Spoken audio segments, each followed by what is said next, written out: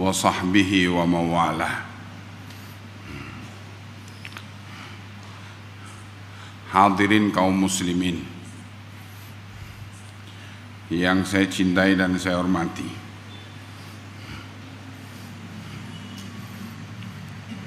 Allah menganugerahkan kepada kita agama yang sempurna sebagai kesempurnaan nikmat,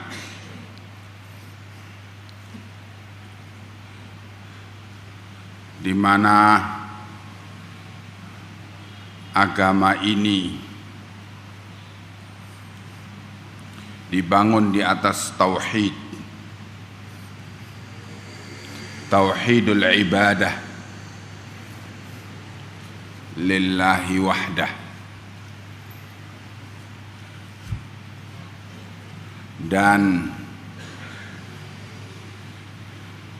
bangunannya adalah tauhidun nas, menyatukan manusia dalam satu barisan ahli tauhid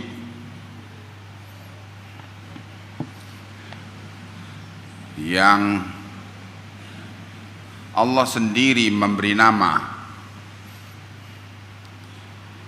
bagi agama ini dan bagi umat ini.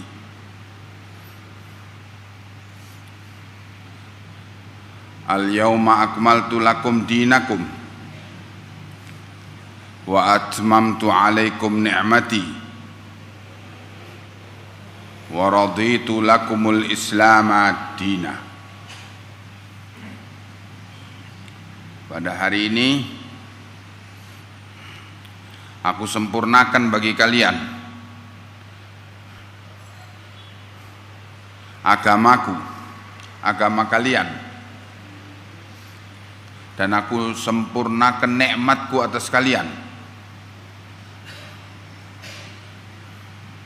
dan aku ridha Islam menjadi agama, al-Islam menjadi agama bagi kalian.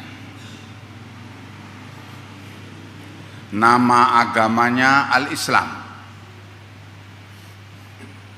yang diambil dari kata al-istislam, artinya tunduk,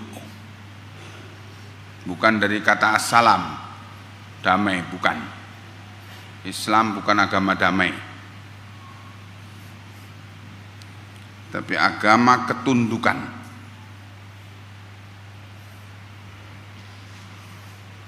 Karena Islam adalah agama perang dan menyerukan peperangan sampai manusia tunduk kepada tauhid.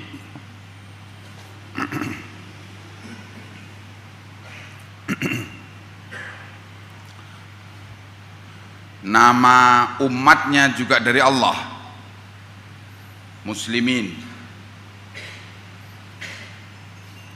Huwa sammakumul muslimina min qablu wa fi hadha. Dia Allah menamakan kalian muslimin, namanya dari Allah. Dan nama ini telah ada pada kitab-kitab sebelumnya dan juga di dalam Al-Quran ini.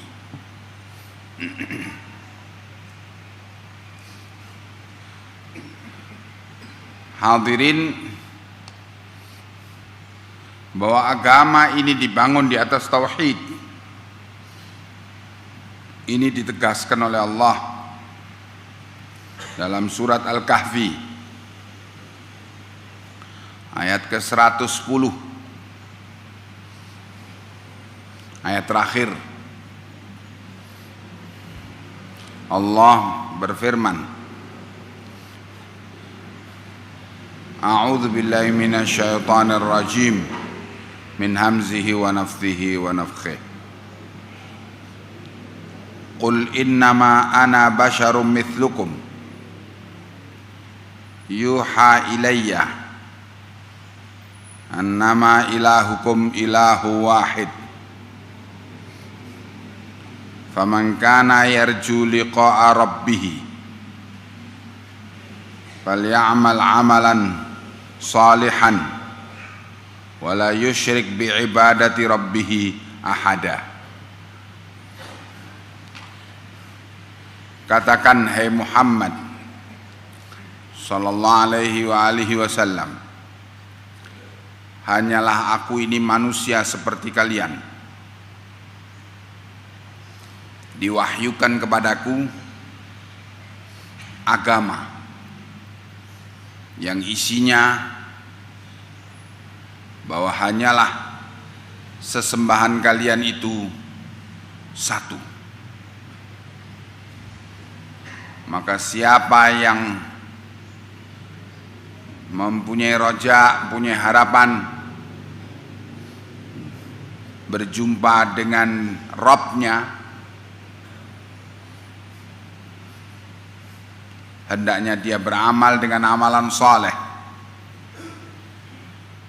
dan tidak menyekutukan Allah dalam beribadah dengan yang lainnya.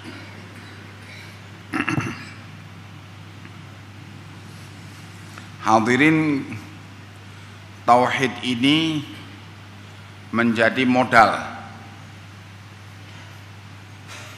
bagi muslimin. Kalau tauhidnya tergoncang, maka tergoncanglah seluruh amalannya, agamanya, perkataan dan perbuatannya. Kalau tauhidnya selamat, bersih, kokoh, akan menjadi kokoh, selamat dan bersih seluruh agamanya, amalannya. Karena itu jaga baik-baik tauhid. Jangan sampai dia modal ini terlukai. Kita diberi peluang oleh Allah untuk masuk surga selebar-lebarnya, peluang seluas-luasnya. Kalau kita punya modal tauhid, kita diberi peluang untuk selamat dari api neraka sejauh-jauhnya. Kalau kita punya modal tauhid, kita diberi oleh Allah untuk menang di dunia dan di akhirat, menang dari musuh zahir maupun musuh batin, dan diberi kekuatan, diberi pertolongan oleh Allah. Kalau kita punya modal tauhid. Karena itu jaga baik-baik modal ini. Dan hati-hati dari bahaya laten yang bisa menggerogoti tauhid kita.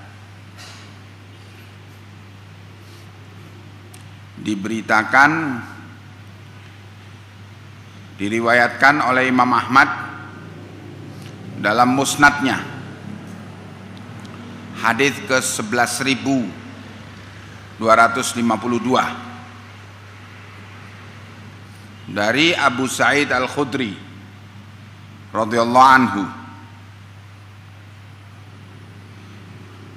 Qala Abu Sa'id Al-Khudri menceritakan,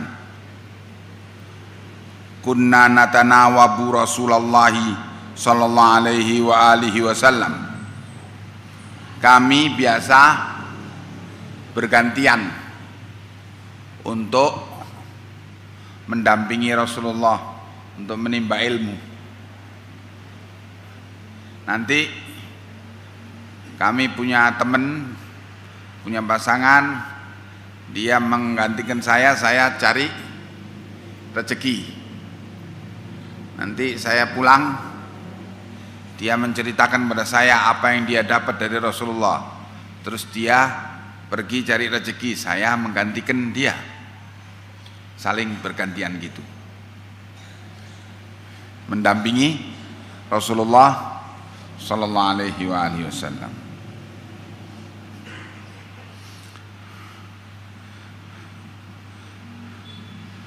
Fanabitu indahu, maka kami pun akhirnya menginap. Setiap dapat giliran menginap ya di sisi Rasulullah, yakni di masjid, karena kamar Rasulullah di samping masjid.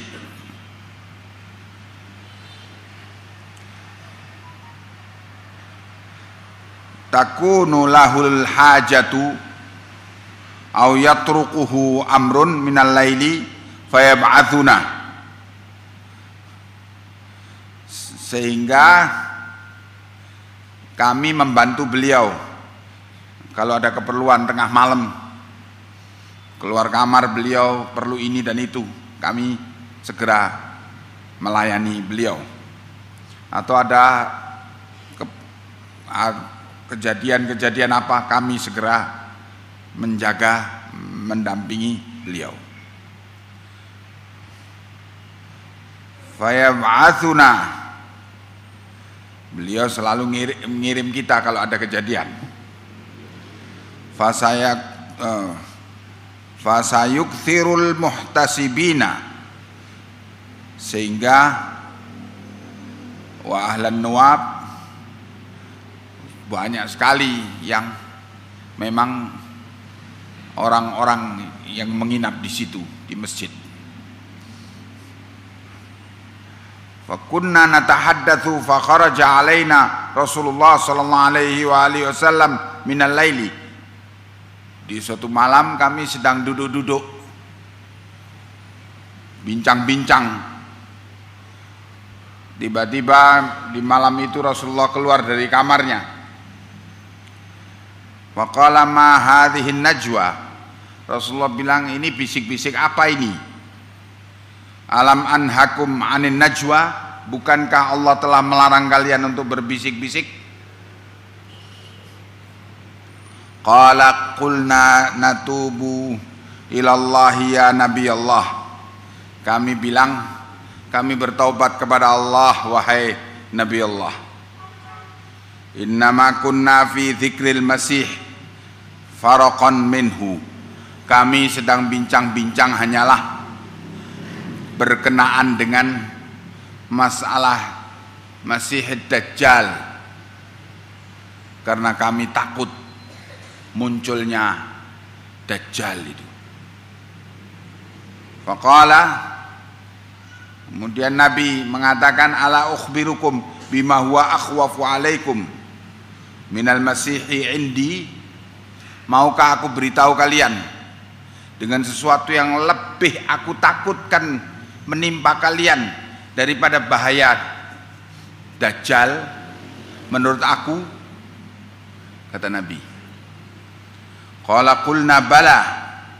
Kami semua bilang, oh ya tentu ya Rasulullah. Apa itu yang engkau takutkan, mengancam kami, lebih mengerikan daripada Dajjal? Qala asyirkul khafi ayyaqumar rajulu ya'malu limakani rajulin, yaitu yang aku takutkan mengancam kalian ialah syirik yang tersembunyi. Ketika seorang berdiri sholat karena dilihat oleh orang lain.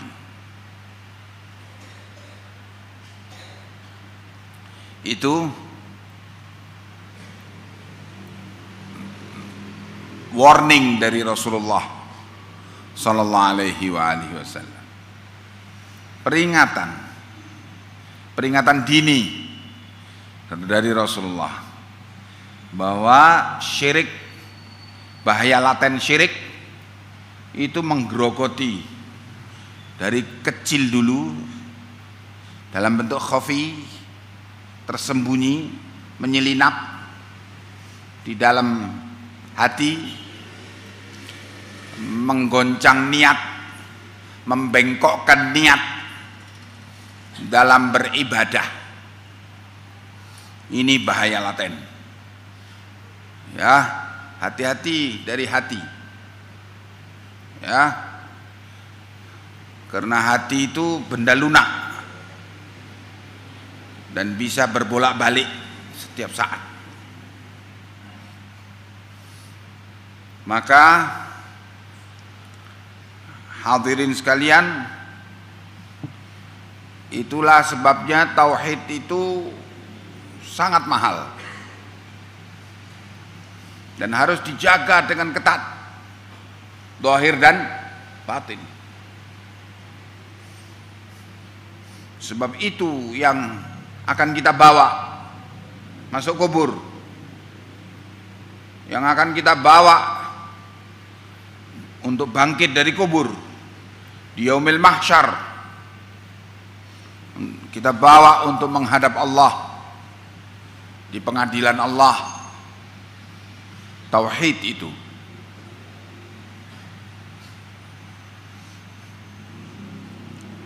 Qala al-allama Muhammad bin Ali Asy-Syaukani rahimahullah.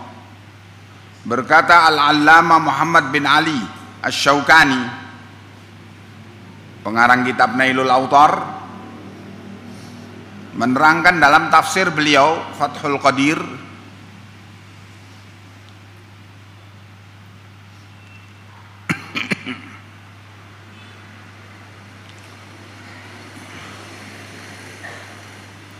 faqala innama ana basyarum mithlukum, qul innama ana basyarum mithlukum. Pernyataan Allah di sini, katakan hai Muhammad sallallahu alaihi wasallam, hanyalah aku manusia seperti kalian. Ai inna hali maqsurun alal basyariyah la yatakhattaha ilal malakiyah. yakni keadaanku terbatas. Katakan hai Muhammad, keadaanku terbatas dalam kemanusiaanku dan tidak akan melampaui menjadi malaikat, nabi manusia. Manusia mithlukum, seperti kalian. Keliru, dosa kecil tentunya, sebab Nabi tidak mungkin dosa besar, beliau maksum dari dosa besar. Dan lupa manusia, rumah tangganya juga rumah tangga manusia, istri-istrinya juga wanita-wanita manusia. Kadang ada piring terbang, ada piring terbang itu di rumah tangga Rasulullah sallallahu alaihi wasallam. Terus kemudian jatuh, pior, pecah. Nah, itu piring terbangnya. Ya. Karena jengkel. Ada cekcok antara istri dengan istri. Karena istri beliau 9. Ya. Cekcok. Ada saling menghina. kau anak Yahudi, kau begini dan begitu. Itu terjadi di rumah tangga Rasulullah sallallahu alaihi wasallam. Manusia biasa. Karena itu kita disuruh meneladani Rasulullah, karena Rasulullah manusia biasa, bukan malaikat. Tidak mungkin kita meneladani malaikat, sebab malaikat makhluk lain. Wa man kana hakadha fahuwa la yadda'i al-ihata bi kalimatillah. Maka siapa yang keadaannya sebagai manusia biasa tidak boleh mengaku dia menguasai semua firman-firman Allah.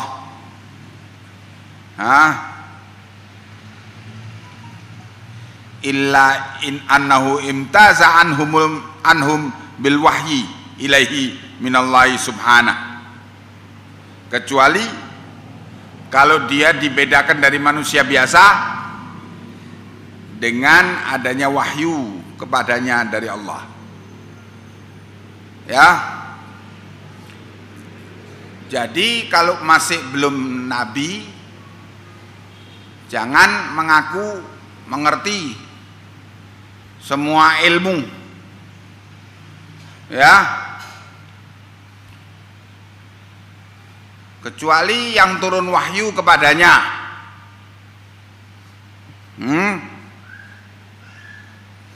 Kalau masih hanya sebagai alim atau ulama, itu masih punya kekurangan.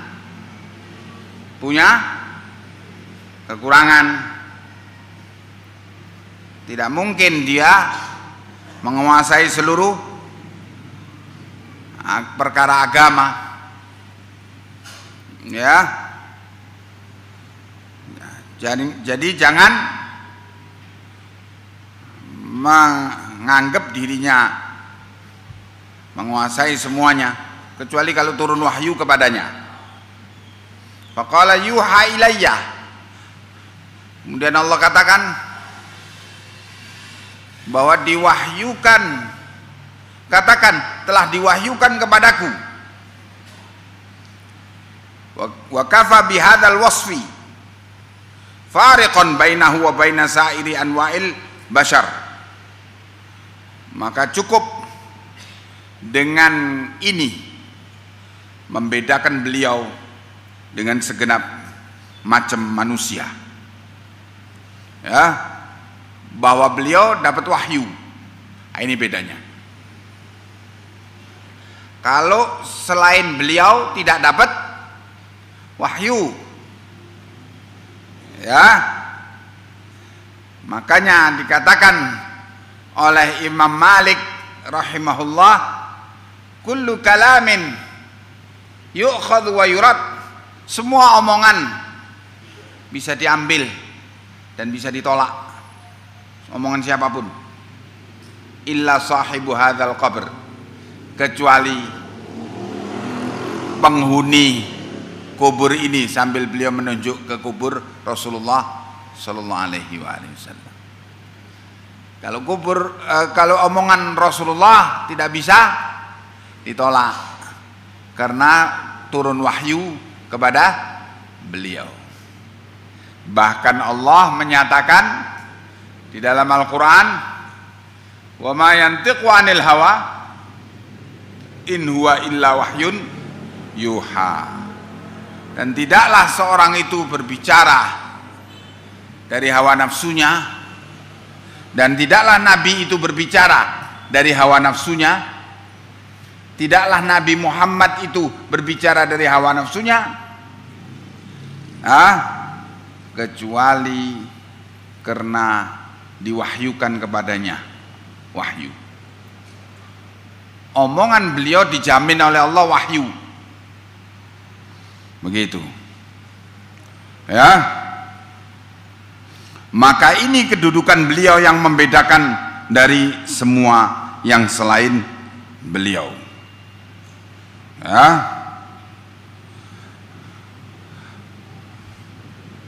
Thumma bayyana anna alladhi uhiya ilaihi huwa qawluhu ila innama ilahukum ilahu wahid.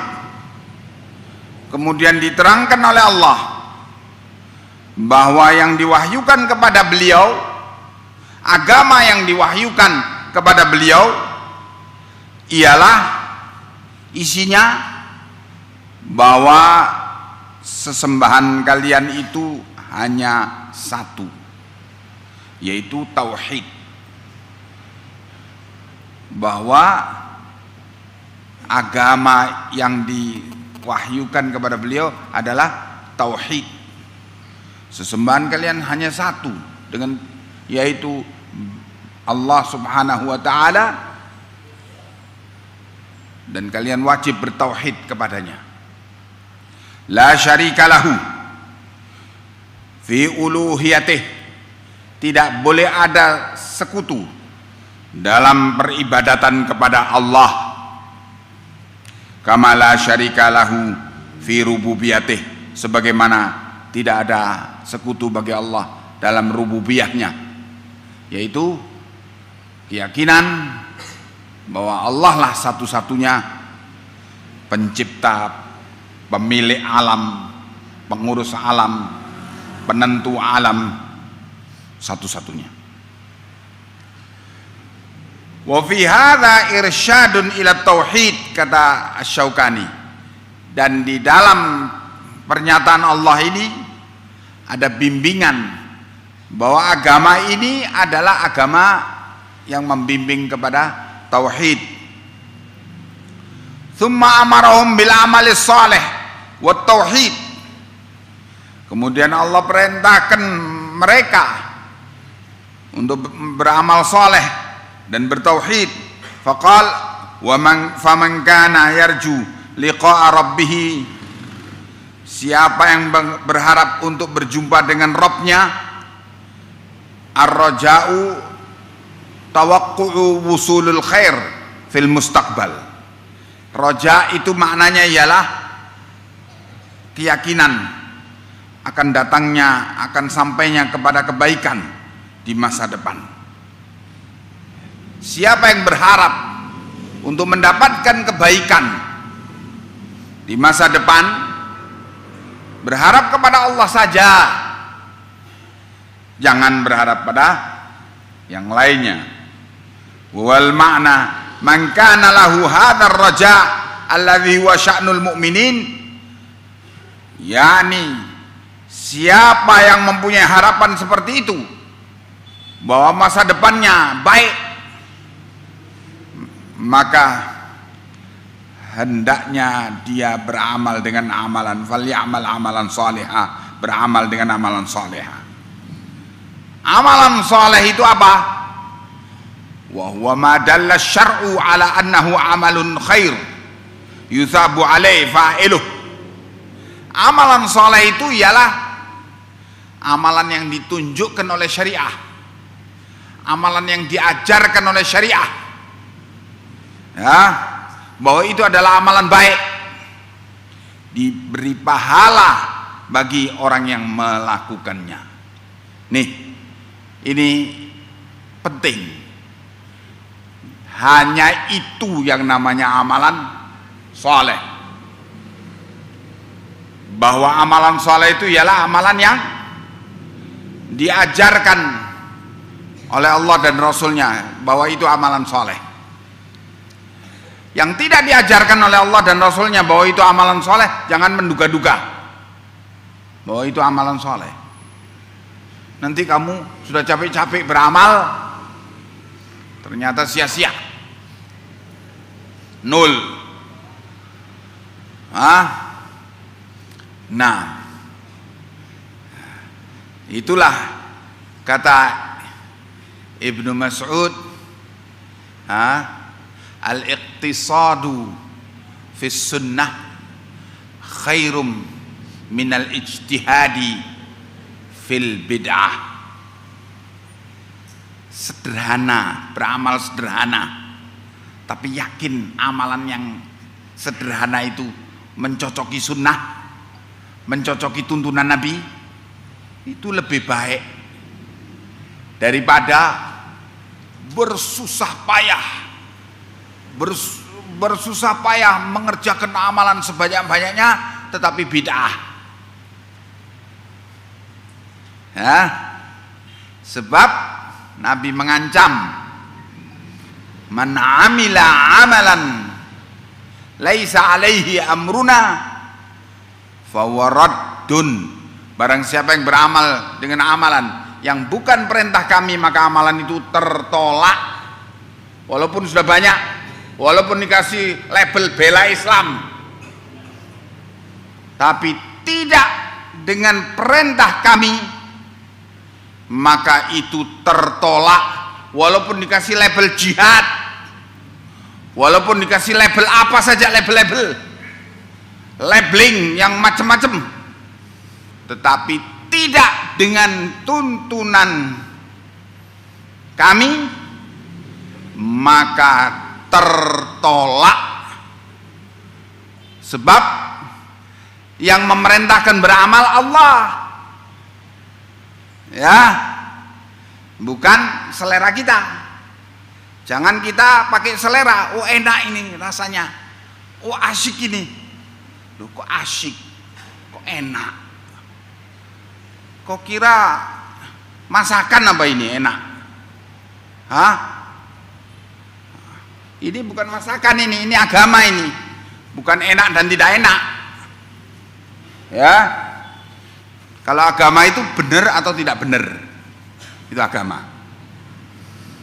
Nah, jadi amalan soleh itu baru dikatakan amalan soleh kalau dia dibangun di atas tauhid, yaitu ikhlas untuk Allah dan mengikuti tuntunan syariah, tuntunan Alkitab was sunnah.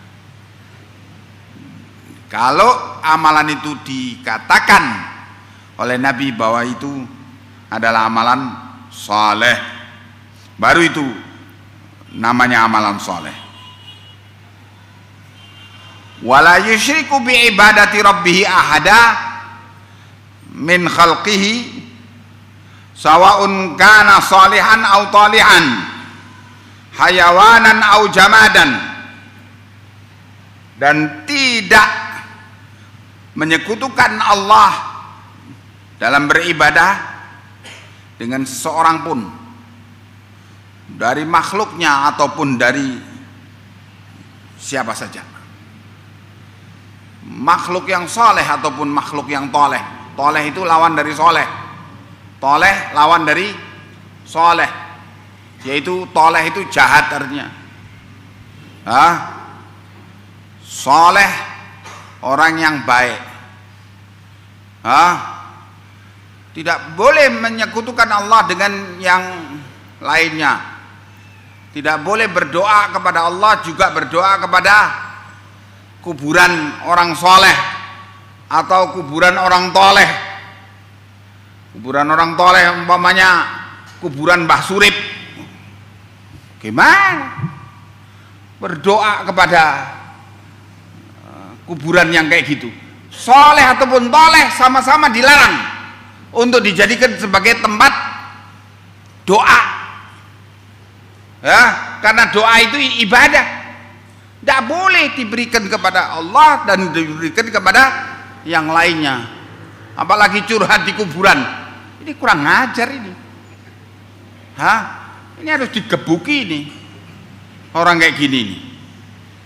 Kuburan dijadikan curhat, orang dibodoh-bodoh. Ini harus digebuki ini.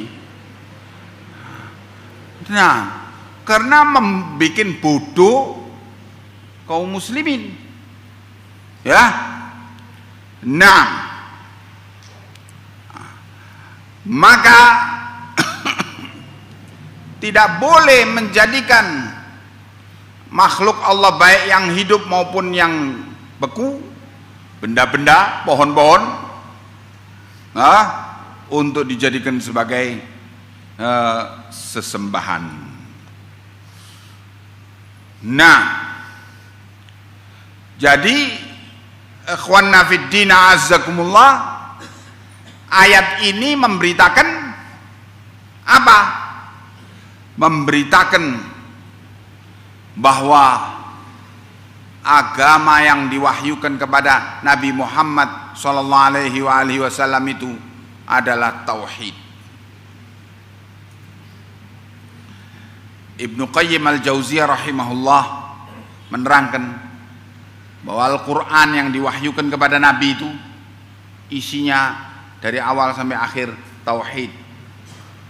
Isinya dari awal sampai akhir tauhid, yaitu 5 perkara. 5-limanya tauhid. Yang pertama, bahwa Al-Quran berisi tauhidul ma'rifah wal itsbat, mentauhidkan Allah dengan memperkenalkan Allah kepada kita. Siapa Allah itu, kekuasaannya, dan mengitsbatkan, menetapkan bahwa Allah itu mempunyai sifat-sifat, mempunyai nama-nama yang sangat mulia. Ini tauhid al-ma'rifah wal itsbat. Yang kedua, isi Al-Quran itu berisi tauhidul qasd wal iradah, mentauhidkan Allah dalam hal qasd, tujuan hidup, wal iradah, dan kehendak. Mentauhidkan Allah dalam segala itu. Tauhid, istilah lain tauhid ilahiyah. Yang ketiga, isi Al-Quran itu ialah hukukut tauhid, hak-haknya tauhid,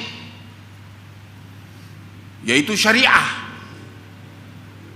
Syariah itu adalah haknya tauhid, artinya konsekuensi daripada tauhid, yaitu taat kepada syariah, taat kepada batasan halal dan haram, taat untuk menunaikan perintah dan menjauhi larangan dari Allah. Isi Al-Quran yang ketiga ini ialah hukukut tauhid, hak-haknya tauhid yang harus ditunaikan, kewajiban-kewajiban, konsekuensi daripada tauhid yang harus ditunaikan. Yang keempat, isi Al-Quran itu ialah, kata Ibnu Qayyim, tentang sejarah orang-orang yang berhasil istiqomah mentaati tauhid sampai meninggal dunia. Sejarah para nabi-nabi, sejarah orang-orang soleh, sejarah kaum-kaum yang dirahmati oleh Allah, itu diceritakan di dalam Al-Quran, yaitu sejarah orang-orang yang ahlu tauhid, yang sukses menunaikan tauhid. Yang kelima, isi Al-Quran itu ialah sejarah orang-orang yang durhaka, yang menyimpang dari tauhid, kaum musyrikin, bagaimana akhir hidupnya, hancurnya mereka. Itu sejarah kejadian masa-masa lalu tentang orang-orang yang menyimpang dari tauhid. Jadi 5-limanya isinya tauhid, topik Al-Quran, ya, pembahasan isi Al-Quran 5-limanya berkenaan dengan tauhid dari awal sampai akhir. Allahu Akbar. Nah, hadirin, maka Dengan sebab itu dakwah, ajakan kepada Islam itu maknanya ialah dakwah kepada tauhid. Kalau ada dakwah kepada Islam, ajakan kepada agama Islam, tidak mengajak kepada tauhid, itu dakwah yang tidak benar. Ya, saya masuk ke wilayah-wilayah di Papua, orang mengaku beragama Islam. Oh, sudah Muslim? Oh iya, Muslim. Bapak sudah Muslim? Oh, alhamdulillah. Tapi masih makan babi, masih pelihara babi. Kalau pesta perkawinan ditanya maharnya berapa ekor babi. Kenapa? Karena enggak disentuh oleh dakwah tauhid. Ya. Di Irian Jaya, ibu kota, ya, di Masjid Jame' ibu kota, saya berbicara tentang tauhid dalam khutbah Jumat. Di sana saya berbicara surat Al-Bayyinah itu. Innal ladzina kafaru min ahlil kitabi wal musyrikina fi nari jahannama khalidina fiha ulaika hum syarrul bariyah. Innal ladzina amanu wa amilus solihati ulaika hum khairul bariyah. Saya baca ayat ini dan saya terangkan, sesungguhnya orang-orang yang kafir dari kalangan musyrikin dan dari kalangan ahlul kitab. Siapa musyrikin, siapa ahlul kitab, saya terangkan. Mereka itu kekal di neraka dan mereka itu sejelek-jelek makhluk. Sesungguhnya orang yang beriman dan beramal saleh, mereka itu adalah sebaik-baik makhluk. Saya terangkan demikian. Habis Jumatan geger. Loh, kenapa geger? Ini menunjukkan apa? Dakwah tauhid tidak sampai kepada mereka. Heran mereka. Lu masa orang kelompok agama lain dikafirkan? Loh, astagfirullahaladzim.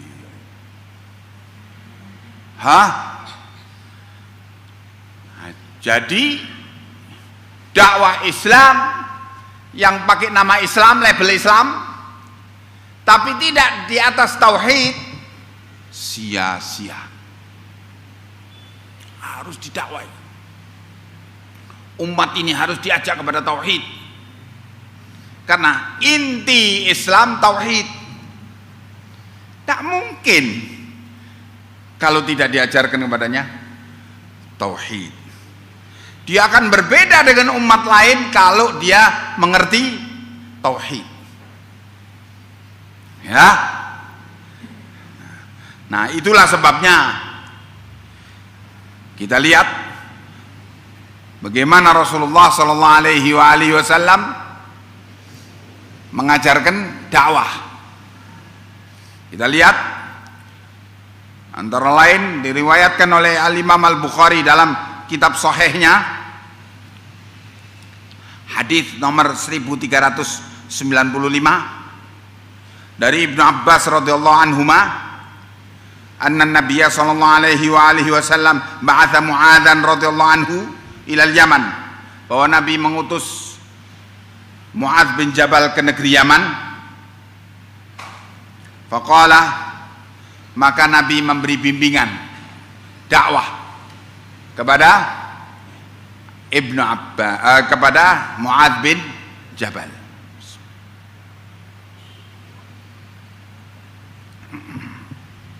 ud'uhum ila syahadati an la ilaha illallah wa anni rasulullah. Ajaklah mereka kepada syahadat an la ilaha illallah, kepada syahadat tauhid, dan kepada syahadat bahwa aku adalah Rasulullah, bahwa Muhammad adalah Rasulullah. Ini syahadatut ta'ah. Syahadatut ta'ah yaitu bersaksi bahwa tidak ada yang saya taati kecuali Rasulullah sallallahu alaihi wasallam. Yakni segala ketaatan harus dicocokkan dengan ketaatan kepada Rasulullah sallallahu alaihi wasallam. Kalau menyelisih ketaatan kepada Rasulullah harus dibuang, siapapun dia. Ya, walaupun dia komandanmu kalau di tentara atau di polisi, walaupun dia bosmu kalau di kantor, bila perintahnya menyelisih perintah Rasulullah, dengan syahadat taat kamu buang semua itu. Ya. Kemudian fa inhum ata'u lidzalika fa'alimhum anna Allah qad iftarada 'alaihim khamsa salawatin fi kulli yaumin wa lailah. Kalau mereka mau mentaati engkau tauhid itu, ya, mentaati engkau dua kalimat syahadat itu, maka ajari mereka bahwa Allah telah mewajibkan atas mereka lima sholat dalam sehari semalam. Diajari sholat, bukan diajari bacaannya dan gerakannya saja, tapi diajari maknanya dan untuk apa sholat, agar dia menegakkan sholat bukan mengerjakan sholat, agar dia menegakkan sholat bukan mengerjakan sholat. Kalau mengerjakan sholat itu formalitas, capek deh. Itu kalau mengerjakan sholat.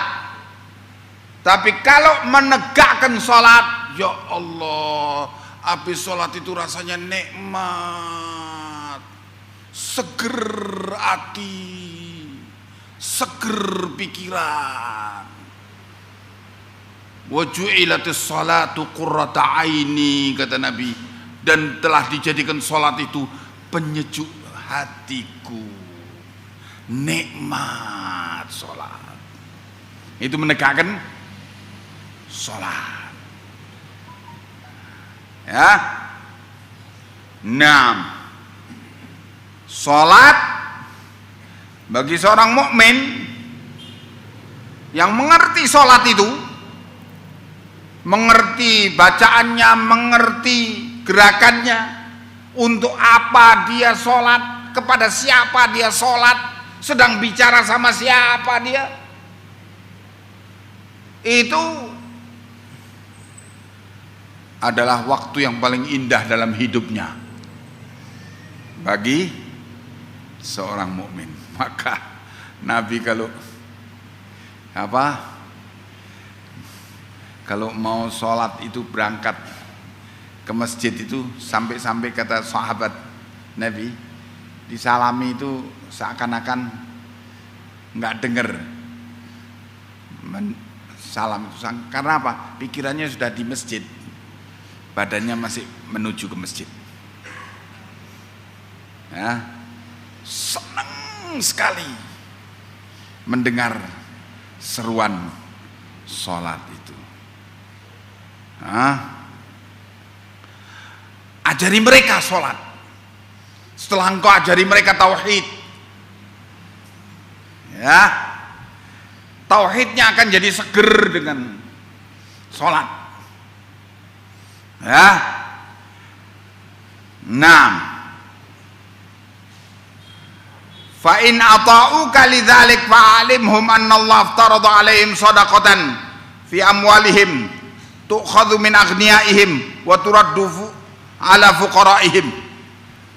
Kalau mereka mengerti tentang sholat, maka ajari mereka bahwa Allah mewajibkan atas mereka zakat untuk diambil dari harta mereka dan dikembalikan kepada orang-orang fakir dari mereka.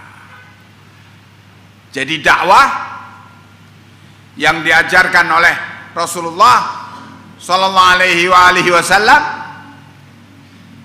yaitu harus dibangun di atas tauhid. Baru kemudian hak-haknya tauhid. Ya. Jangan diajari syahadat disuruh mandi, kasih sabun, suruh mandi, setelah itu diajari syahadat, setelah itu ditinggal. Itu namanya dakwah tabrak lari, bukan dakwah Islamiyah. Ya, atau seperti dakwah Sunan Kalijogo atau pakai gending sekaten syahadaten, orang berdatangan mendengar suara gending, terus boleh nonton, tapi syaratnya mengucapkan 2 kalimat syahadat dulu, setelah itu nonton. Sudah mengucapkan 2 kalimat syahadat, sudah ditinggal. Sehingga ya syahadat ya beragama Islam, ya agama Islam, ya, tapi ngasih sesaji untuk penguasa laut selatan, Nyi Roro Kidul. Acara sedekah laut, acara syirik, acara jahiliyah,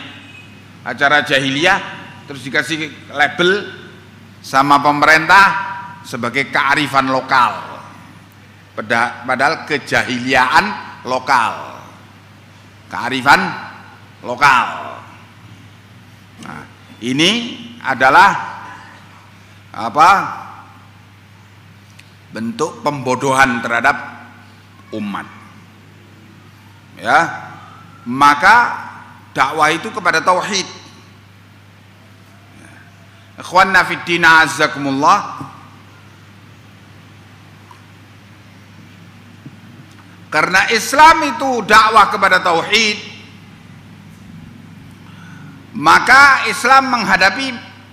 dakwah Islam menghadapi benturan dari orang-orang yang merasa senang dengan syirik, dari para dukun, ya, tukang-tukang sihir, tukang-tukang ramal, merasa tersinggung dengan dakwah kepada tauhid. Juru kunci kuburan keramat, waduh gak laku deh kuburan gue, gawat nih.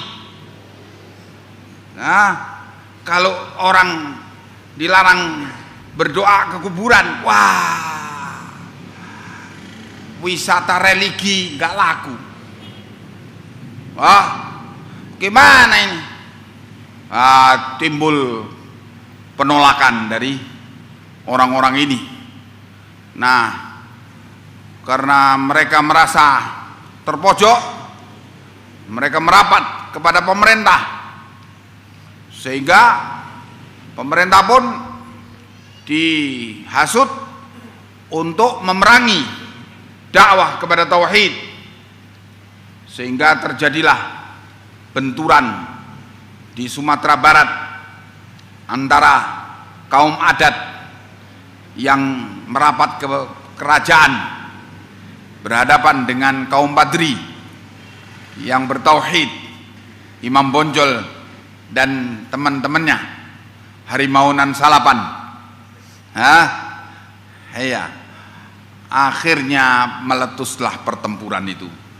Sementara pemerintah atau kerajaan meminta bantuan Belanda, sehingga Belanda pun ikut masuk dan bertempurlah. Dan terjadi pertempuran itu sampai bertahun-tahun. Itu biasa. Secara demikian sejak Nabi Muhammad sallallahu alaihi wasallam. Karena itu agama ini, agama Islam adalah agama yang memerintahkan tunduk kepada syariat Allah. Agama tauhid dan agama ini adalah agama perang. Agama perang, bukan agama damai. Ya, keliru kalau dibilang agama damai. Tidak mengenal damai dengan syirik. Bagaimana? Apa dalilnya? Bicara agama kok gak pakai dalil? Gimana? Ya harus pakai dalil. Dan namanya dalil itu Al-Quran was sunnah. Dalilnya ialah dalam riwayat Muslim, dalam sahihnya, hadis ke-22 dari Abdullah bin Umar radhiyallahu anhuma, bahwa Abdullah bin Umar menyatakan, qala Rasulullah sallallahu alaihi wasallam, bahwa Rasulullah sallallahu alaihi wasallam bersabda, umirtu an uqatilan nasa hatta yashhadu an la ilaha illallah wa anna muhammadan rasulullah wa yuqimus salata wa yu'tuz zakata fa idza fa'alu asamu minni dima'ahum wa amwalahum illa bihaqqiha wa hisabuhum 'ala Allah.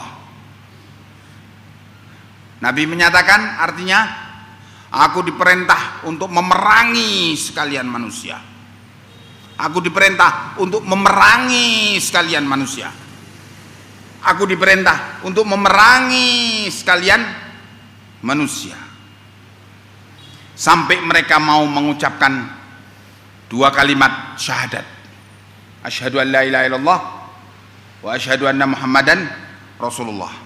Dan sampai mereka mau menegakkan sholat. Dan sampai mereka mau menunaikan zakat. Apabila mereka sudah melakukan itu semua, syahadat, iqamatus shalah dan zakat, asamu minni dima'ahum, mereka telah menjaga dengan itu dari aku darah mereka. Artinya mereka tidak boleh dibunuh,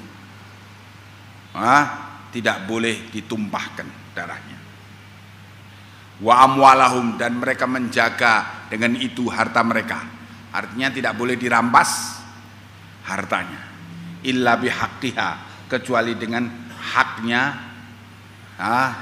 syariah, haknya syahadat. Bagaimana dengan haknya syahadat? Yaitu dia sudah masuk Islam, sudah menegakkan sholat, sudah menunaikan zakat, terus terjadi karena perkara-perkara membunuh saudaranya sesama muslim, maka harus ditegakkan hukum qisas kepadanya, itu haknya.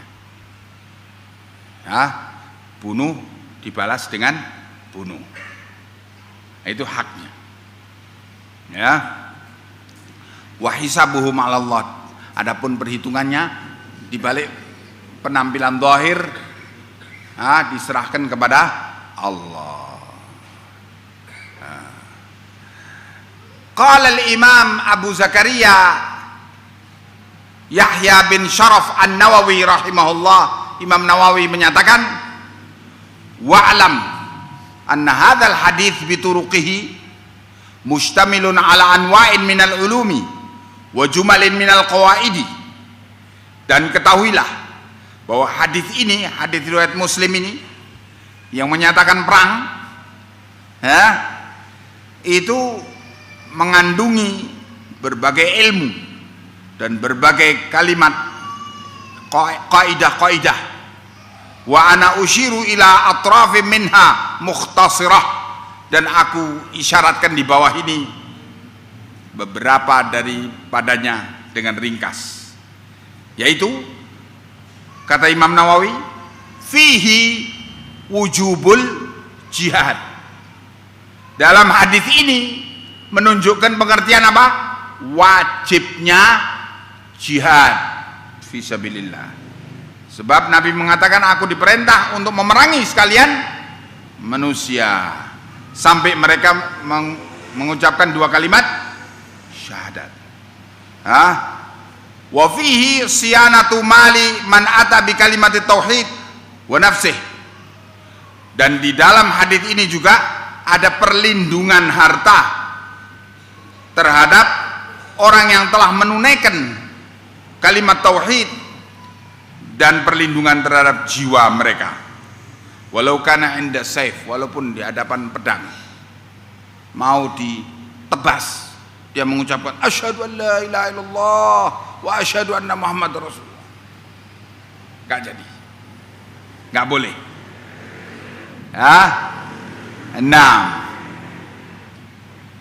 Karena kalimat itu menyebabkan orang itu terlindung dari pedang muslimin. Wa fihi annal ahkama tujra ala dhahir, wallahu ta'ala yatawalla sarair. Dan di dalam hadis ini menunjukkan hukum-hukum itu yang ditetapkan oleh Allah berlaku terhadap perkara yang zahir saja. Kita hanya menghukumi perkara zahir saja.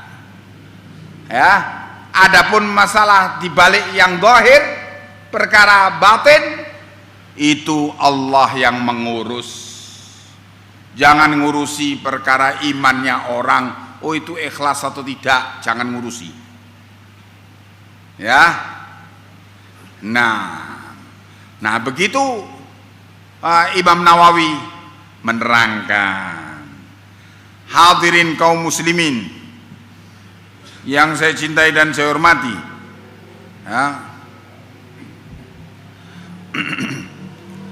maka syahadat, maka tauhid itu adalah sebagai landasan bersikap, terhadap individu, terhadap keluarga, terhadap masyarakat, bangsa, dan negara. Tauhid, landasan bersikap. Karena memang demikian syariat membimbing kita. Maka dengan tauhid itu kita akan selamat dunia dan akhirat. Kita akan bisa mengambil keselamatan dan bimbingan dan hidayah dari Al-Quran was sunnah dengan tauhid. Coba kita lihat di sini riwayat berikut. Al-Imam Al-Munziri meriwayatkan dalam kitab At-Targhib wa Tarhib, beliau menyatakan, waruwiya an Jubair bin Mut'im qala, dan diriwayatkan dari Jubair bin Mut'im, beliau menyatakan, kunna inda Nabi sallallahu alaihi wasallam bil Juhfah, kami pernah duduk bersama Nabi di Juhfah. Faqala, kemudian Nabi menyatakan, alaysa tashhaduna an la ilaha illallah wahdahu la syarikalah wa anni rasulullah, bukankah kalian bersahadat, bersaksi bahwa tidak ada sesembahan yang benar kecuali Allah semata dan tidak ada sekutu baginya, dan kalian bukankah bersaksi bahwa aku Rasulullah, utusan Allah, wa annal qur'ana jaa min indillah, dan bukankah kalian bersaksi bahwa Al-Quran datang dari Allah? Qulna bala, kami semua mengatakan ya. Tentu ya Rasulullah. Qala, maka Rasulullah menyatakan, fa'abshiru, maka gembiralah kalian. Fa inna hadzal Qur'an tarafuhu biyadillah, karena Al-Qur'an ini bagian ujungnya yang satu di tangan Allah, wa tarafuhu bi aidikum, sedangkan ujung yang lainnya ada di tangan kalian. Dengan kalian berpegang sama tauhid, dengan kalian berpegang kepada Al-Quran, maka kalian seakan-akan dihubungkan dengan Allah dengan tali yang kalian bergelantungan dengannya. Fatamassaku bih, maka hendaknya kalian berpegang dengannya. Fa innakum lan tuhliku walan tadhillu ba'dahu abada, karena kalau kalian berpegang dengan Al-Quran berdasarkan tauhid itu tadi, sungguh kalian tidak akan binasa selama-lamanya dan kalian tidak akan sesat selama-lamanya. Hadirin, kalau mempelajari Al-Quran dan Sunnah dengan landasan tauhid, kita tidak akan binasa selama-lamanya dan tidak akan sesat selama-lamanya. Itu jaminan dari Rasulullah sallallahu alaihi wasallam, dan jaminan dari Rasulullah juga jaminan dari Allah Ta'ala.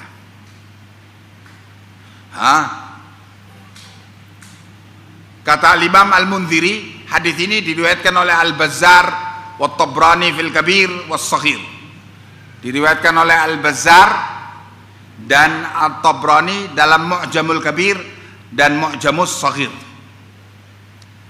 Kemudian Al-Imam Al-Munziri membawakan lagi riwayat berikut, wa an Ibnu Abbas radhiyallahu anhuma, dari Ibnu Abbas radhiyallahu anhuma, anna Rasulullah sallallahu alaihi wasallam khataban nasa fi hajjatil wada', bahwa Rasulullah berkhutbah di hadapan manusia waktu haji wada.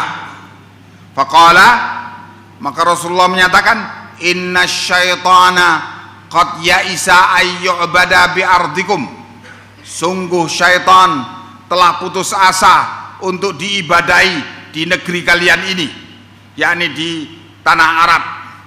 Walakin radhiya ayyuta'a fi ma siwa dzalika, akan tetapi syaitan akan senang kalau dia ditaati dalam selain itu. Mimma tuhaqiruna min a'malikum, yaitu dalam perkara-perkara yang kalian menganggap remeh-temeh dari amalan kalian. Terus kalian niatkan untuk syaitan ini apa? Syaitan senang. Fahdharu, maka hati-hati dalam perkara amalan yang kalian anggap remeh-temeh, padahal itu syirik, padahal itu merusakkan tauhid kalian, merusakkan modal kalian. Inni qad taraktu fikum ma in tamassaktum ma in i'tasamtum falan tadhillu abadan, kitab Allah wa sunnata nabiyyih, sungguh aku telah tinggalkan di antara kalian, kalau kalian berpegang dengannya, maka selama-lamanya kalian tidak akan sesat, yaitu kitabullah dan sunnah rasulnya. Sudah pelajari kitabullah dan sunnah rasulnya. Loh, terus dengan penafsiran siapa? Penafsiran para sahabat Nabi. Loh, apa dalilnya?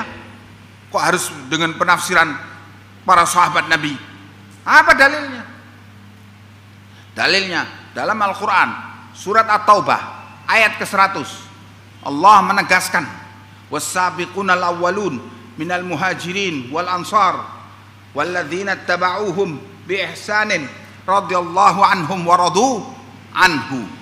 Dan as-sabiqunal awwalun, orang yang terdahulu masuk Islam, minal muhajirin wal ansar, dari kalangan muhajirin dan ansar, walladzina tabauhum, dan orang-orang yang mengikuti jejak mereka.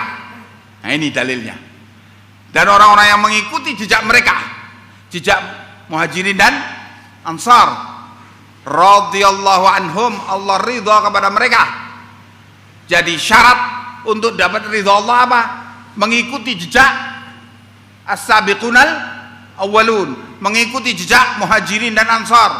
Ya, Allah ridha kepada mereka, waradu anhu, dan mereka akan ridha kepada Allah, melihat balasan Allah kepada mereka karena mereka mengikuti jejak para Muhajirin dan Ansar. Ini ayat tegas menyatakan syarat keridhaan Allah, syarat untuk diterimanya agama kita, yaitu kita menafsirkan Al-Quran was sunnah dengan penafsiran Muhajirin dan Ansar. Itu syarat diridhoinya agama kita. Pegang itu baik-baik.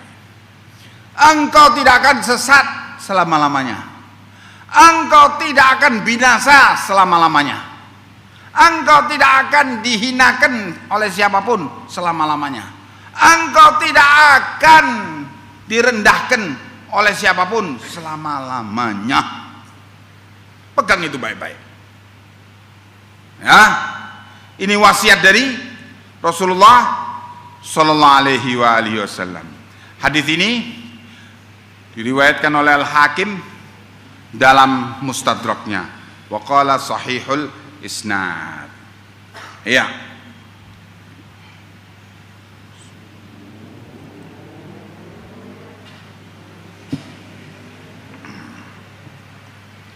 Maka ikhwanna fid din azzakumullah, ya, dengan demikian jelas kita ini disuruh beragama dengan perangkat-perangkat yang pasti, maha pasti, yaitu Al-Quran yang dijaga oleh Allah, Al-Quran was sunnah yang dijaga oleh Allah, ya, sampai hari kiamat. Al-Quran was sunnah dijaga oleh Allah sampai hari kiamat. Ya, bukan dijaga huruf-hurufnya saja, bukan dijaga bahasanya saja, bahkan dijaga tafsirnya. Tafsirnya Al-Quran yaitu As-Sunnah, tafsirnya Al-Quran was Sunnah yaitu sahabah, riwayat-riwayat dari sahabat Nabi, ya, dan dijaga terus, diwariskan tafsir itu dari generasi ke generasi. Diriwayatkan oleh Al-Imam Al-Bukhari dalam sahihnya dari Imran bin Husain radhiyallahu anhuma, yaqul, beliau menyatakan, qala Rasulullah sallallahu alaihi wasallam, bahwa Rasulullah sallallahu alaihi wasallam bersabda, khairu ummati qarni thumma alladhina yalunahum thumma alladhina yalunahum. Sebaik-baik umatku adalah yang segenerasi dengan aku, kata Nabi. Umat yang segenerasi dengan Nabi yaitu sahabat Nabi. Thumma alladhina yalunahum, kemudian generasi yang datang sesudahnya, umat yang datang sesudah generasi sahabat Nabi namanya generasi tabi'i. Siapa generasi sahabat Nabi? Sahabat Nabi itu ialah seorang yang bertemu Nabi di alam nyata, artinya di dunia ketika Nabi masih hidup, bukan di alam mimpi, ya, bukan mimpi Nabi, tapi melihat Nabi di dunia ketika Nabi masih hidup, dan kemudian beriman kepada Nabi, dan kemudian mati di atas iman. Itu sahabat Nabi. Jadi Abdullah bin Ubay munafik ketemu Nabi, menyatakan beriman pada Nabi, tapi mati di atas kufur. Ini munafik, bukan sahabat Nabi. Ya. Musailamah al-Kadzdzab ketemu Nabi, beriman pada Nabi, kemudian mati dalam keadaan kufur. Maka ini bukan sahabat Nabi karena mati kafir. Ya. Jadi sahabat Nabi itu orang yang bertemu Nabi di alam dunia ini sebelum Nabi mati, kemudian beriman kepada Nabi, kemudian mati di atas iman. Itu sebaik-baik generasi. Ya. Sampai ada yang bertanya kepada Abdullah bin Al-Mubarak radhiyallahu anhu, mana yang lebih baik, Muawiyah bin Abi Sufyan ataukah Umar bin Abdul Aziz? Muawiyah bin Abi Sufyan sahabat Nabi, Umar bin Abdul Aziz itu generasinya tabi'in. Ya. Mana yang lebih baik? Umar bin Abdul Aziz ini cucunya apa cicitnya Umar bin Khattab, Umar bin Abdul Aziz. Seorang mujaddid yang pertama, 100 tahun pertama sepeninggal Nabi muncul mujaddid pembaru bernama Umar bin Abdul Aziz, khalifah dari Bani Umayyah yang adil. Karena saking adilnya itu, maka orang bertanya, saking solehnya itu Umar bin Abdul Aziz, maka orang bertanya, mana yang lebih utama, Umar bin Abdul Aziz ataukah Muawiyah bin Abi Sufyan? Muawiyah bin Abi Sufyan sahabat Nabi, dipukul sama Abdullah bin Al-Mubarak. Ngerti kau ya? Muawiyah bin Abi Sufyan naik kuda dan kaki-kaki kudanya itu menerbangkan debunya yang diterbangkan oleh kaki kudanya Muawiyah itu lebih baik daripada Umar bin Abdul Aziz. Begitu keutamaan para sahabat Nabi. Dan mereka direkomendasi oleh Allah dan Rasulnya. Ya. Nah, setelah mereka tabi'in, generasi sesudah itu. Tabi'in itu generasi kedua, yaitu orang mukmin yang ketemu dengan sahabat Nabi dan beriman dan mati di atas iman. Itu tabi'in. Tidak ketemu Nabi, Nabi sudah wafat. Itu tabi'in.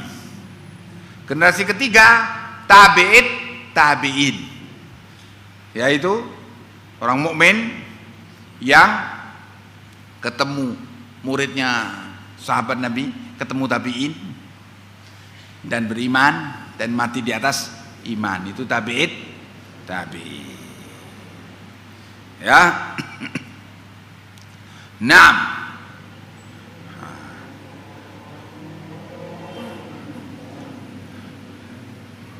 Kemudian diriwayatkan oleh Ibnu Abi Syaibah dalam musannafnya hadis ke 20.492 dari Abdurrahman bin Jubair bin Nufair. Dia menyatakan, lamma ishtadda huznu ashabin Nabi sallallahu alaihi wasallam ala man usiba ma'a Zaid yauma Mu'tah, ketika sangat sedih para sahabat Nabi dengan apa yang menimpa Zaid bin Thabit, Zaid bin Harithah pada hari peperangan Mu'tah. Beliau syahid. Qala Nabi sallallahu alaihi wasallam, Nabi bersabda, la yudrikannal masiha min hadhil ummati aqwaman, sungguh kata Nabi akan menjumpai atau menangi ketemu Masih Dajjal dari umat ini, akan menjumpai Al-Masih Isa bin Maryam dari umat ini. Al-Masih Isa bin Maryam diberitakan oleh Nabi akan turun di akhir zaman, turun di Menara Putih disebutkan di Syam. Menurut penelitian Ibnu Katsir Ad-Dimashqi, Menara Putih di Syam itu adanya di Masjid Umayyah di Damaskus. Nabi Isa akan turun dari langit melalui Menara Putih itu, terus turun ke bumi. Di waktu kaum muslimin dikepung oleh tentara Dajjal, di situ dipimpin kaum muslimin oleh Imam Mahdi Muhammad bin Abdullah Al-Hasani, dari anak cucu Hasan bin Ali bin Abi Thalib Al-Hashimi, dari Bani Hashim, ya. Dan sholat berjamaah subuh bersama Imam Mahdi, Nabi Isa sebagai makmum, begitu.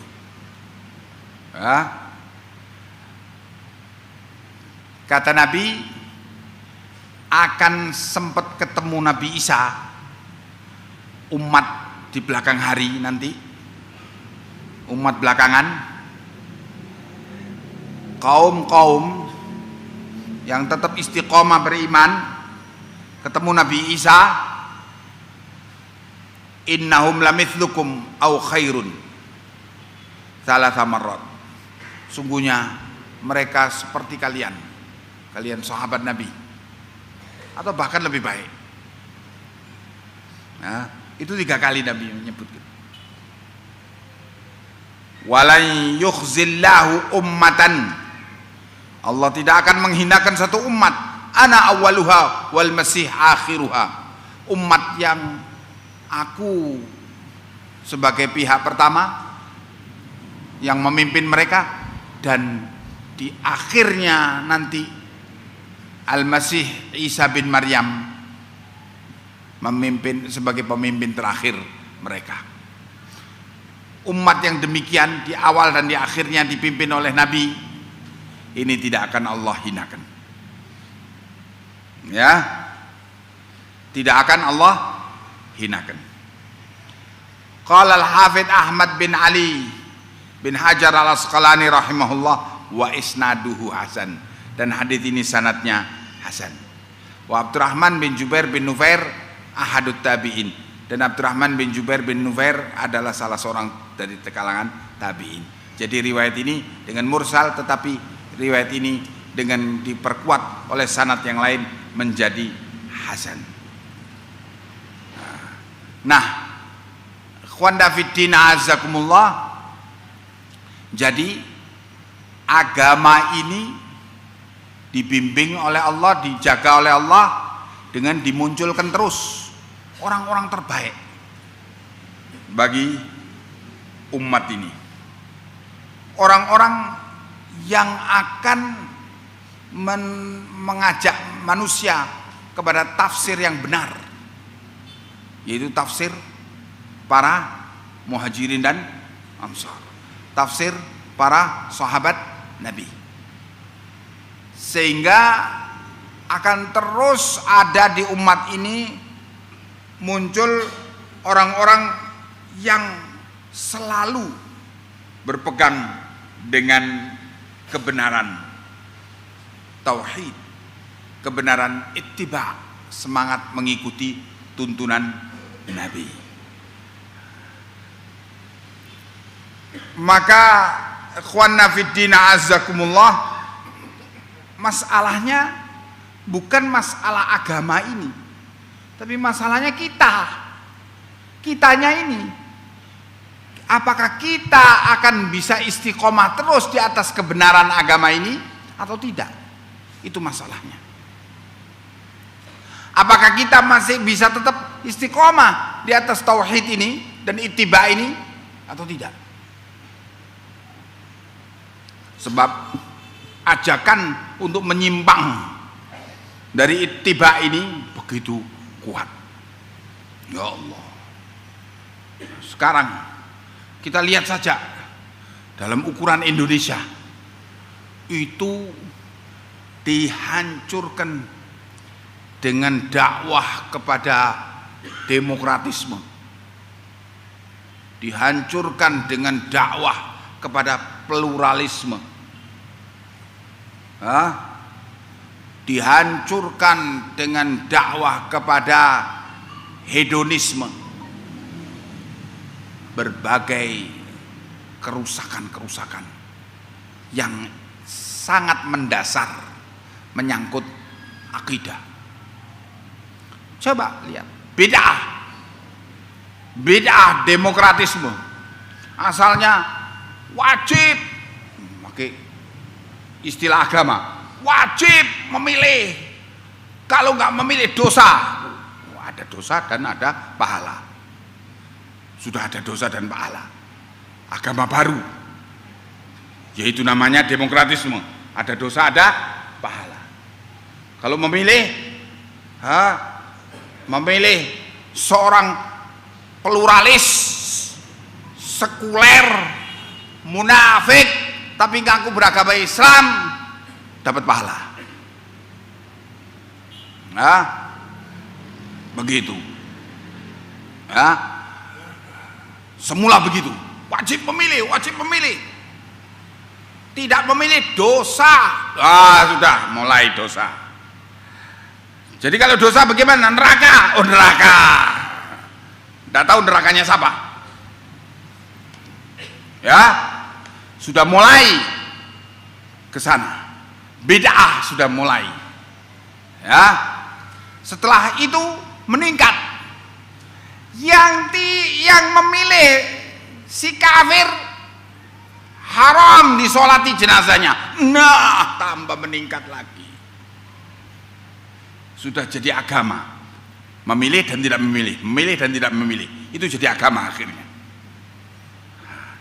Ini bid'ah itu demikian, sedikit.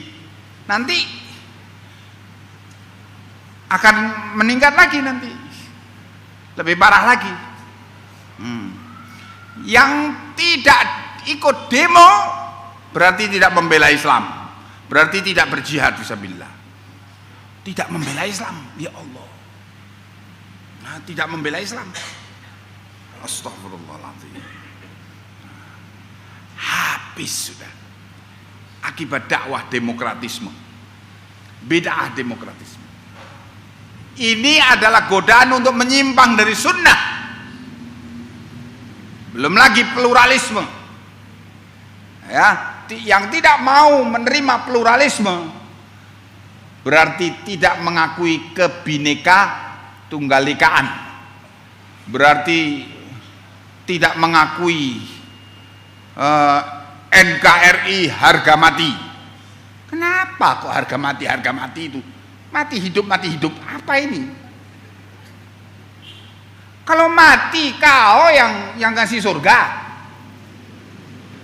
Siapa yang ngasih surga? Garuda Pancasila ngasih surga. Surga yang mana? Allah musta'an. Pluralisme, ajakan untuk kita bersama-sama. Jadi yang mengaku beragama Islam malu-malu itu. Supaya jangan dibilang anti kebineka tunggalikaan. Malu-malu. Nah, ikhwanna fiddin azakumullah. Nabi mengingatkan, diriwayatkan oleh Al-Imam Al-Mundhiri dalam kitab At-Targhib wa Tarhib dari Abi Barzah radhiyallahu anhu bahwa Rasulullah bersabda, innama akhsha alaikum syahwatul ghayyi fi butunikum wa furujikum wa dhalalatil hawa.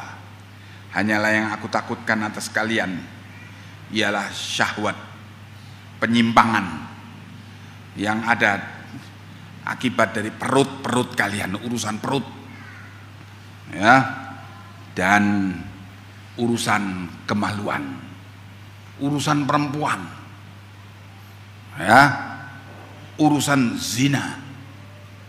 Nah, bagaimana supaya jangan dibilang zina? Oh, diganti aja namanya, jangan zina, mut'ah. Nah, mut'ah ini nikah mut'ah, bukan zina. Wallahi saya tidak pernah berzina. Semoga Allah melaknat saya kalau saya berzina. Iya, tapi mut'ah ya. Ini syahawatul ghayyi fi furujikum, syahwat, penyimpangan, zina pada kemaluan-kemaluan kalian, godaan ya, perempuan digoda dengan laki, laki digoda dengan perempuan, dan perut, urusan hadza, sehingga agama dijual untuk ini, untuk makan. Agama dijual untuk dapat ini, fulus, uang. Itu adalah yang paling ditakutkan oleh Nabi sallallahu alaihi wasallam. Wa dhalalatil hawa, dan akibatnya kesesatan hawa nafsu, timbul kesesatan itu. Ikhwanna fiddin azzakumullah ya, ini gejala-gejala yang terjadi sekarang ini, naudzubillah ya. Orang berpikir memilih pemimpin itu ialah dengan demokratisme. La, wallahi tidak.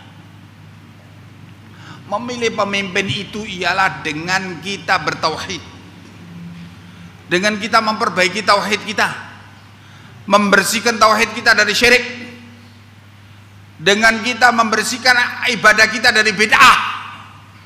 Itu memilih tauhid, itu memilih pemimpin. Dengan memperbaiki akhlak kita menjadi akhlakul karimah, akhlak yang dibimbing oleh syariah, dengan kita menjauhkan yang haram dari kita, maasi, dan dengan kita mentaati Allah dan Rasulnya. Itu memilih pemimpin, maka Allah akan datangkan pemimpin yang baik kepada kita. Kalau syirik masih merajalela, masih bejibun, maasi, berbagai kemaksiatan, naudzubillah, masih diganggang terjadi, bid'ah, ya Allah, menjadi pasaran. Kemudian mau minta pemimpin yang baik, la wallah, tidak bisa. Kamu masih jungkir balik jungkir, tetap saja kamu nggak dapat. Kamu akan dibohongi dari satu serigala kepada serigala berikutnya. Serigala berbulu ayam, apa namanya?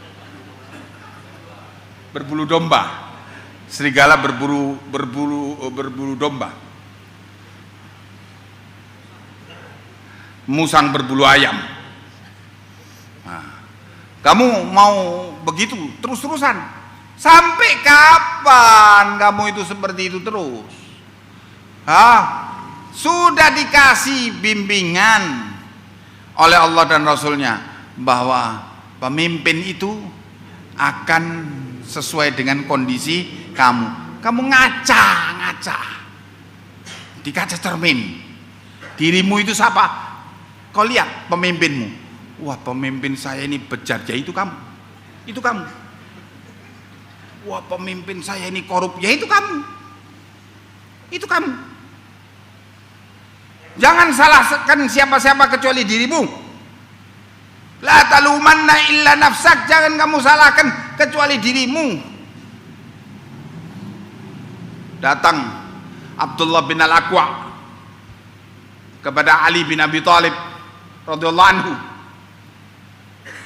Abdullah bin Al-Aqwa ini seorang tokoh Khawarij, ahlul bid'ah. Datang kepada Ali bin Abi Thalib. Ya Abul Hasan, katanya Abdullah bin Al-Aqwa kepada Ali. Ya Abul Hasan, ini ya apa? Di zaman Abu Bakar dan Umar kita aman, tentram, kita kuat, kita perkasa. Tapi kenapa di zaman engkau kita carut marut seperti ini, cerai-berai seperti ini? Katanya Ali apa? Oh iya, di zaman Abu Bakar dan Umar rakyatnya seperti aku. Di zaman aku rakyatnya seperti kamu. Itu jawabannya. Pantes cerai carut marut karena rakyatnya seperti kamu. Kalau di zaman Abu Bakar dan Umar rakyatnya seperti aku. Nah ini, pemimpin adalah gambaran daripada rakyat itu. Maka kalau kamu mau mendapatkan pemimpin yang baik, perbaiki dirimu. Tegakkan tauhid, tegakkan al-ikhlas lillahi wahdah, al-ibadah lillahi wahdah. Tegakkan sunnah, jauhkan bid'ah. Tegakkan ta'ah, jauhkan maksiat. Allah akan datangkan pemimpin. Itu caranya memilih pemimpin demikian. Bukan melalui demokratisme. Kau melalui gelanggang najis demokratisme itu. Wallah kau banting tulang banting, tetap saja seperti itu keadaannya. Tetap kali lubang tutup lubang, tetap seperti itu. Tidak habis-habisnya. Ini adalah kubangan najis yang disediakan oleh Yahud dan Nasara untuk jebakan bagi kaum muslimin. Maka jangan membuat garis-garis agama melalui kubangan najis ini tadi, demokratisme ini. Nanti kamu kecewa. Kamu kecewa nanti. Ya. Dan kalau kamu kecewa, terus putus asa. Putus asa dari agama ini, dan kamu akan menjadi kecil hati terhadap perkara agama ini. Wal'iyadu billah. Nah, begitulah ikhwanna fiddin azzakumullah ya. Nah, ini sudah waktunya tanya jawab. Silakan kalau mungkin ada pertanyaan. Barakallahu fikum.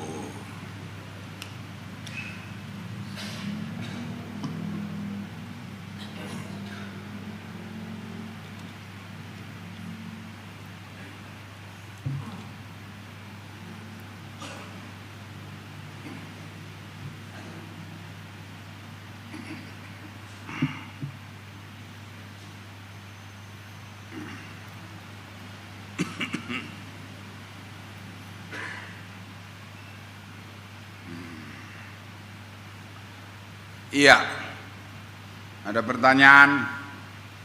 Nabi Ibrahim adalah bapak kita, tolong jelaskan.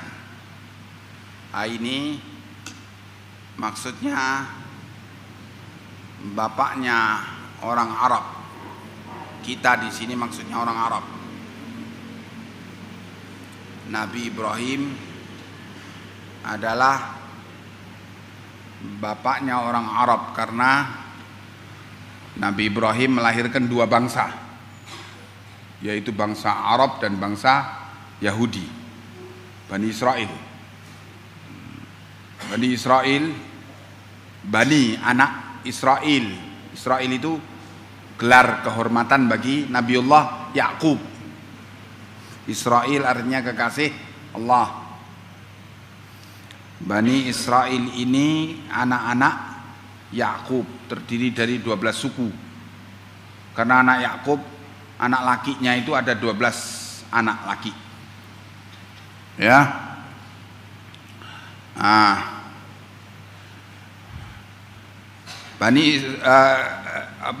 Nabiullah Yakub ini putra Nabiullah Ishak.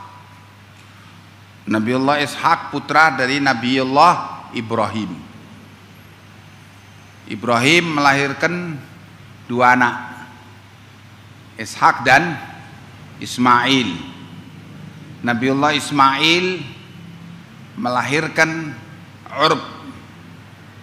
Urb ini menjadi nama bagi anak cucu Ismail, yaitu Arab. Maka Arab adalah saudara misan dengan Bani Israel, sama-sama sama-sama anaknya Ibrahim, anak cucu Ibrahim. Ya. Jadi kalau di dalam Al-Qur'an Ibrahim bapak kita, maksudnya bapaknya orang Arab dan bapaknya Bani Israel. Ya.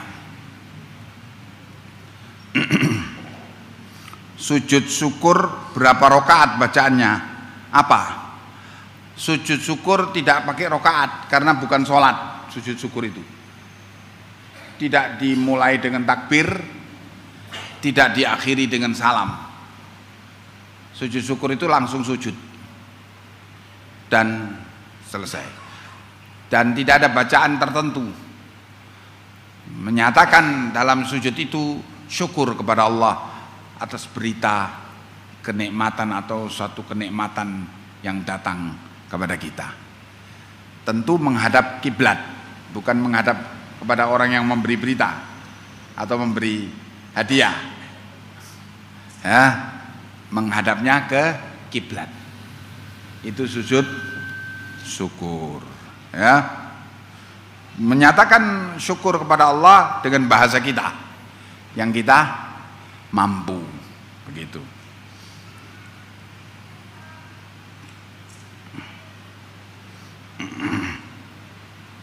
Kata penanya, Ustadz, nanti kalau umat Islam tidak ikut memilih, nanti yang berkuasa menjadi orang kafir. Jadi, jazakallah khair. Jadi bagaimana dengan hal itu? Ya Allah. Pemimpin yang dihasilkan oleh demokratisme, kalau muncul orang Islam, Islam ke kafir-kafiran. Ya. Kalau muncul orang kafir, kafir-kafir beneran. Karena memang kafir. Kalau muncul orang Islam, Islam ke kafir-kafiran. Ya. Jadi kurang lebih ya 11-12 lah. Ya. Karena dihasilkan dari demokratisme. Tidak mungkin demokratisme menghasilkan pemimpin orang Islam. Nah, ya, karena memang ini jalan yang jelek. Ya. Jadi tidak usah dimasalahkan pertanyaan berikutnya.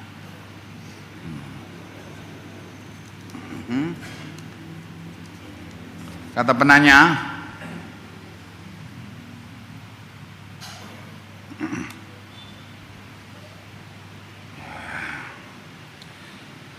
ya itu tadi pertanyaannya sama Bapak. Nah, kurang lebih sama.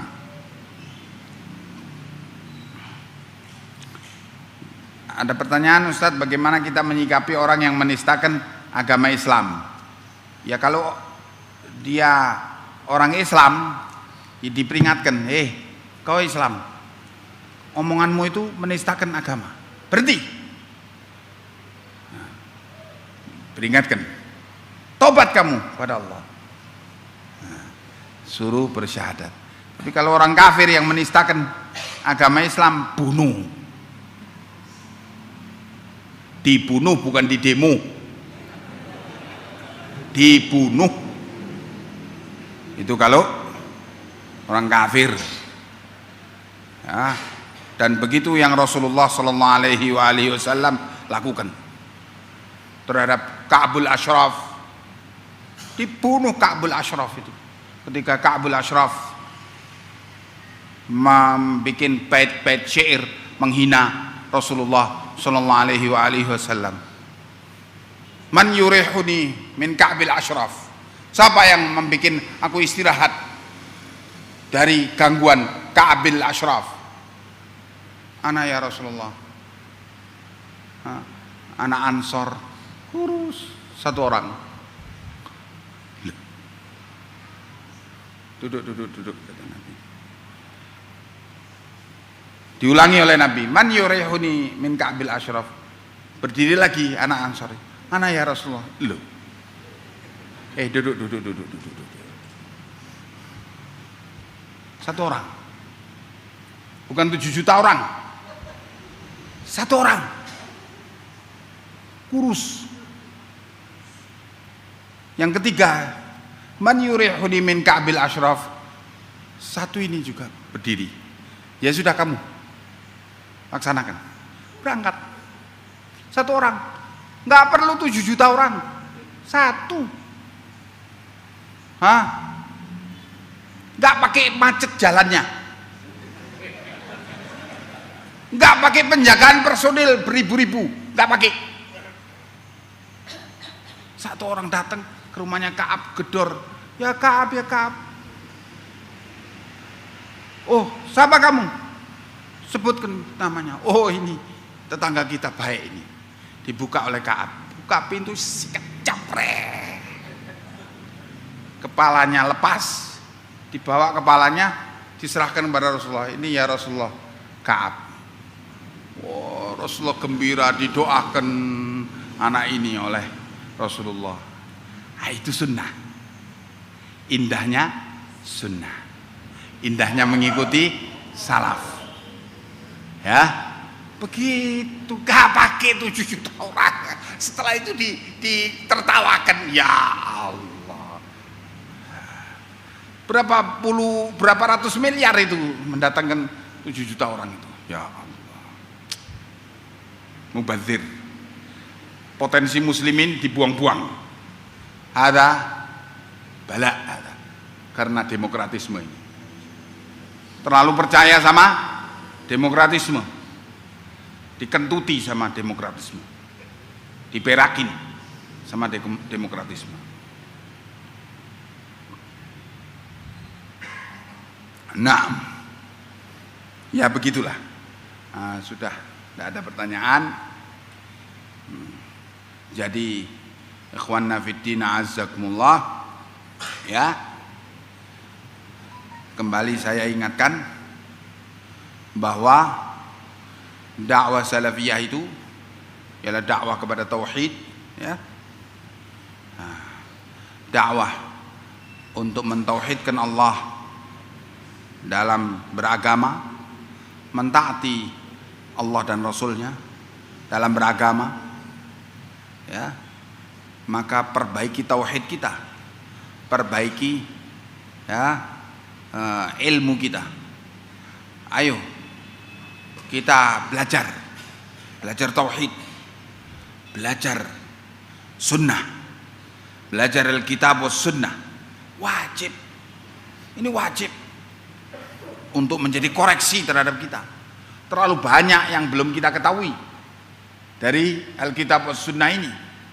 Ayo kita koreksi diri kita, kehidupan kita. Hanya ini satu-satunya jalan untuk menyelamatkan kita dunia akhirat. Tanpa ini mustahil kita bisa selamat. Ikhwanna fiddin azzakumullah, kehidupan akhirat abadi dan mengerikan. Ya, jangan main-main. Kehidupan dunia ini sebentar lagi, sebentar ini hilang. Kita sudah pindah alam, ya. Jadi kehidupan akhirat itu berjuta, bermiliar, bertriliun tahun tidak terhingga. Ya, jadi jangan main-main masalah itu. Nasib kita itu di sana, bukan di sini. Maka untuk itu kesempatan kita di sini menyiapkan nasib, perbaiki tauhid kita, perbaiki ibadah kita, sunnah kita, supaya kita selamat sampai bertemu dengan Allah Ta'ala. Kita hanya mengharap rahmat Allah, ya, rahmat Allah. Karena itu memang adalah satu-satunya harapan setiap mukmin. Rahmat Allah tidak akan diberikan kecuali kepada orang yang bertauhid. Ya. Jadi ikhwanna fiddin azzakumullah, ayo jangan sia-siakan kesempatan ini. Jangan kita disibukkan dengan berita-berita. Ya Allah, berita-berita ini setan isinya. Mas media ini pembohong, pendusta, dajjal-dajjal kecil yaitu mas media. Nanti dajjal besarnya akan keluar di akhir zaman. Sudah dekat ini. Dajjal kecilnya mas media. Kita dipermainkan oleh mas media. Kita disuruh beli. Ayo ini saya mau bohong, beli. Oh iya beli. Ayo saya mau bohong, tonton saya, ayo tonton. Nah ini ada iklan, nanti dulu kita potong dulu beritanya, karena ada kebohongan yang lebih dahsyat lagi setelah ini. Jangan pindah kemana-mana ya. Nah, iklan. Karena sebentar lagi ada kebohongan yang lebih dahsyat. Semua begitu isinya, ya, isinya berita bohong. Kita habis waktu. Pagi berita pagi, siang berita siang, sore berita sore, malam berita petang, malam lagi berita tengah malam. Terus berita. Kita dibikin stres terus dengan kebohongan-kebohongan itu. Ya ayyuhalladzina amanu in ja'akum fasiqun binaba'in fatabayyanu an tusibu qauman bijahalatin fatusbihu ala ma fa'altum nadimin. Hei orang-orang yang beriman, kalau datang kepada kalian orang fasik membawa berita, maka telitilah, kata Allah, berita itu. Sebab kalau kalian tidak menelitinya, kalian bisa menimpakan hukuman kepada satu kaum dengan ketidaktahuan, sehingga kalian menjadi menyesal akibat daripada perbuatan kalian itu. Allah peringatkan demikian, bahwa orang fasik itu membawa berita, ya, itu harus diteliti. Itu orang fasik. Bagaimana orang kafir? Aduh, lebih parah lagi, CNN, apalagi NBC, apalagi ABC, beritanya dari orang-orang kafir semua. Ini tidak lain kecuali membuat kita ini kecil hati, minder, merasa terancam terus. Wah, ini makar. Lupa dengan tauhid, lupa dengan Allahu Akbar, Allah Maha Besar,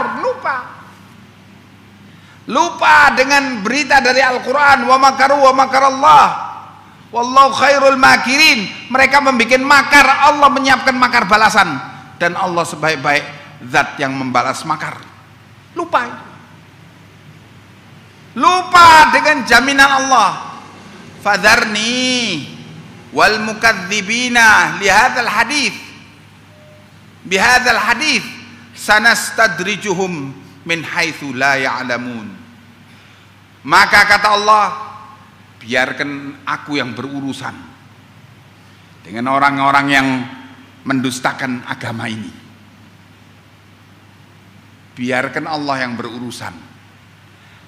Percayalah kepada Allah untuk berurusan dengan orang-orang yang mendustakan agama ini. Ya. Kami kata Allah akan membuat istidraj mereka. Apa itu istidraj itu? Dilulu, di apa? Artinya diloskan dengan berbagai kesenangan, dengan berbagai kemudahan. Setelah itu sambar, sepret, habis. Itu istidraj dari Allah. Min haitsu la ya'lamun, dari arah yang mereka tidak tahu. Sudah percayakan pada Allah. Yang penting kamu, tugasmu ialah taat kepada Allah dan Rasulnya, tunaikan Al-Quran was sunnah. Jangan ngurusi makar-makar itu tadi, capek ngurusi makar-makar itu. Wah, makar Cina, makar apa, Donald Bebek dan sebagainya. Waduh, wow, capek. Ada apa kau ngurusi makar-makar itu?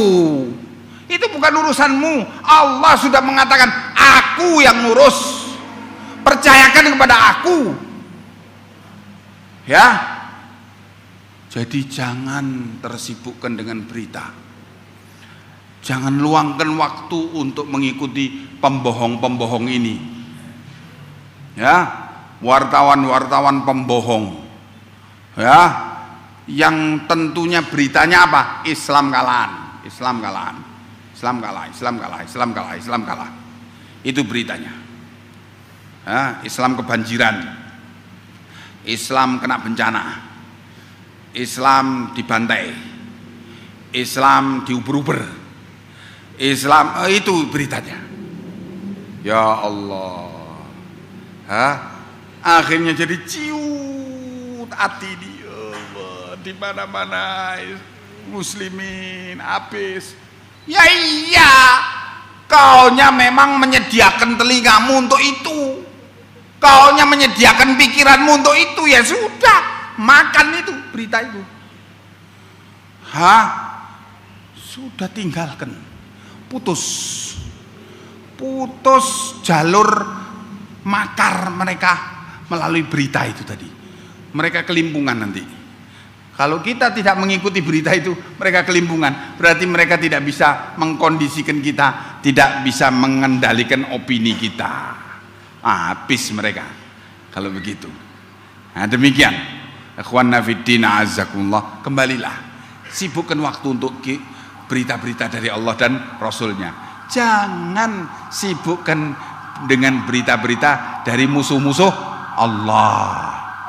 Ya, supaya kita ini lebih tenang, lebih enak beribadah, ya, lebih khusyuk beribadah, lebih tawakal kepada Allah, ya, lebih taat kepada Allah dan Rasulnya, dan lebih yakin dengan jaminan Allah. Dan waktu kita lebih banyak untuk thalabul ilmi. Barakallahu fikum. Ilahuna subhanakallahumma bihamdika asyhadu an la ilaha illa anta astaghfiruka wa atubu ilaik. Assalamualaikum warahmatullahi wabarakatuh.